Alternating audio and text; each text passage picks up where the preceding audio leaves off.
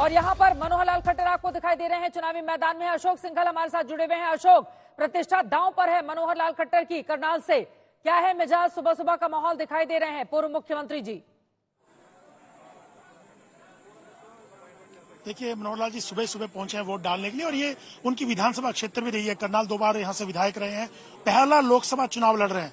और ये जो करनाल की सीट है चित्रा, ये जो पंजाबी बहुल इलाका माना जाता है, सबसे ज्यादा पंजाबी वोट हैं। इसीलिए यहाँ पर अगर देखा जाए तो 2014 में भी अश्विनी चोपड़ा को यहाँ पर उम्मीदवार बनाया गया था, सांसद बने थे। उसके बाद संजय उनको उतारा गया था। इसके अलावा अब जो है मनोहर लाल खट्टर तीसरे पंजाबी कैंडिडेट हैं लगातार। उससे पहले आईडी स्वामी 2 बार बीजेपी के 96 और 99 में सांसद रहे हैं। लेकिन ये अधिकतर अगर करनाल सीट की बात की जाए चित्रा, अधिकतर ब्राह्मण चेहरे रहे हैं यहाँ पर। कांग्रेस के भी यहाँ पर 11 बार सांसद रहे हैं, वो भी पंजाबी ब्राह्मण चेहरे रहे, सांसद रहे। लेकिन बीजेपी ने तीसरे पंजाबी उम्मीदवार को यहाँ पर उतारा। 2014, 2019 और तीसरी बार अभी मनोहर लाल खट्टर ने इस्तीफा दिया था मुख्यमंत्री पद से।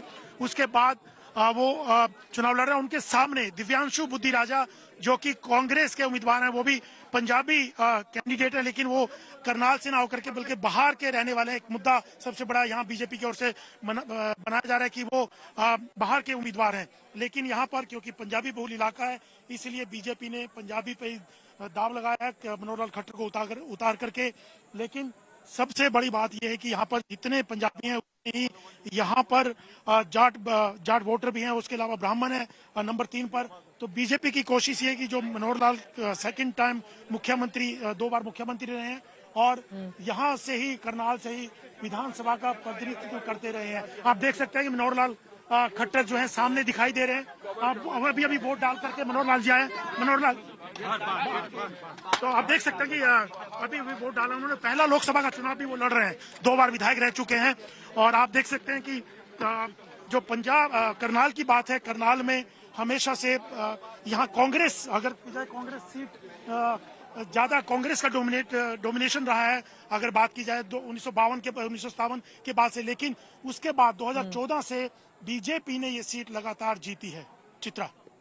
ये अपने आप में बेहद महत्वपूर्ण है। और अगर बीजेपी कैंडिडेट के विनिंग मार्जिन की बात की जाए तो करनाल वो सीट रही है जहां पर 6 लाख से ज्यादा वोटों से पिछली बार भारतीय जनता पार्टी ने जीत हासिल की थी। और दूसरे नंबर पर रही थी, बीजेपी के जितने भी कैंडिडेट देख लें दूसरे नंबर पर यही सीट आती है। वहां से मनोहर लाल खट्टर को चुनावी मैदान में उतारा गया है। पहली बार लोकसभा का वो चुनाव लड़ रहे हैं और लोकसभा चुनाव के ठीक पहले मुख्यमंत्री के पद से उनकी ओर से इस्तीफा दिया गया था। बड़ा दिलचस्प है करनाल की ये लोकसभा सीट। दिव्यांशु, जिस कांग्रेस पार्टी के उम्मीदवार को चुनावी मैदान में टिकट दिया गया है वो 30 साल के हैं, तो मनोहर लाल 70 साल के हैं। अपने अनुभवों के जरिए भारतीय जनता पार्टी को उम्मीद है कि पिछली बार का रिकॉर्ड टूटेगा और इसको लेकर बीजेपी ने बड़ी कोशिश भी की है। मनोहर लाल खट्टर कुछ बोल रहे हैं।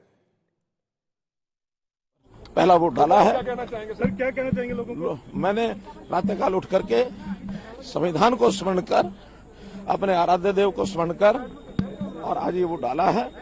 मैं जनता को यही कहूंगा कि इस लोकतंत्र पर्व में बढ़ चढ़कर भाग ले, 100% मतदान करें।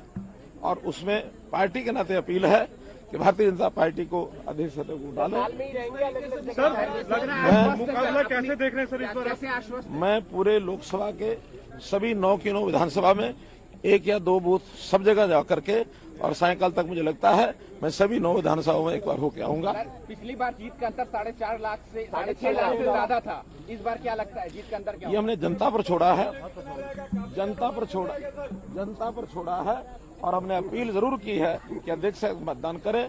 अधिक मतदान करने से ही भारतीय जनता पार्टी का हर कार्यकर्ता खुश होगा। जनता को भी संदेश जाएगा कि भारतीय जनता पार्टी को अधिक मतदान मिला। लोगों से क्या अपील करेंगे कहीं भी कोई ऐसी घटना ना हो? चुनाव हमेशा शांतिपूर्वक होना ही चाहिए, क्योंकि लोकतंत्र का ये उत्सव सबसे बड़ा उत्सव है देश भर का, बल्कि दुनिया भर का। हमारे यहाँ जो मैंडेट है दुनिया भर से सबसे बड़ा मैंडेट है। शांतिपूर्वक मतदान ही हमारे लिए इस त्योहार का आनंद। कांग्रेस के कल जयराम रमेश जो थे वो चंडीगढ़ आए थे, उनका ये कहना है कि इस बार हरियाणा में जो है बिल्कुल साफ हो जाएगी बीजेपी और अगले चुनाव के बाद जो सरकार है वो भी गिर जाएगी। किसी नेता के किसी वक्तव्य का उत्तर देने की मुझे आवश्यकता नहीं है, ये उत्तर जनता देगी। कांग्रेस उम्मीदवार को कितना बड़ा चैलेंज मान रहे हैं? कांग्रेस उम्मीदवार मेरे सामने कोई चैलेंज नहीं है। बहुत बहुत धन्यवाद। ब्रेस दिखाई दे रहे हैं मनोहर लाल, उनको करनाल सीट से चुनावी मैदान में उतारा है। भारतीय जनता पार्टी ने 70% वोट शेयर पिछली बार हासिल हुआ था। करनाल सीट पर बीजेपी के उम्मीदवार संजय भाटिया को कुलदीप शर्मा कांग्रेस के बहुत पीछे 20% भी हासिल नहीं कर पाए थे और सेम यही परिस्थिति रही थी। 20% से कम वोट शेयर रहा था कांग्रेस का। दूसरे नंबर पर 2014 में रही थी, जबकि बीजेपी के उम्मीदवार को तकरीबन 50% वोट हासिल हुए थे। इस बार की परिस्थिति क्या रहेगी करनाल की, देखना महत्वपूर्ण रहेगा।